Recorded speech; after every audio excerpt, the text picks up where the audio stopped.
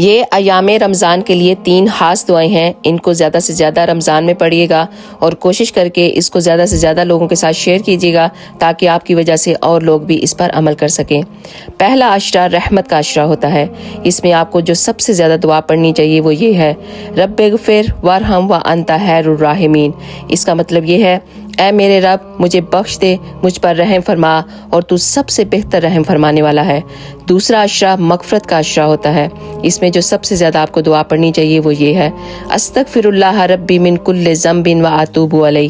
اس کا مطلب یہ ہے، میں اللہ سے اپنے تمام گناہوں کی بخشش مانگتی ہوں جو میرا رب ہے اور اسی کی طرف میں رجوع کرتی ہوں۔ تیسرے عشرے کے بارے میں حضرت عائشہ رضی اللہ تعالیٰ نے آپ صلی اللہ علیہ وسلم سے پوچھا کہ یا رسول اللہ، رمضان کے تیسرے عشرے میں کون سی دعا سب سے زیادہ پڑھنی چاہیے؟ تو آپ صلی اللہ علیہ وسلم نے فرمایا کہ اے عائشہ، اس عشرے میں تم یہ دعا کثرت سے پڑھا کرو، اللہم انک عفو تحب العفو فاعف عنی۔ اس کا مطلب یہ ہے کہ اے اللہ، بے شک تو معاف کرنے والا ہے، معاف کرنے کو پسند کرتا ہے، تو مجھے معاف فرما دے۔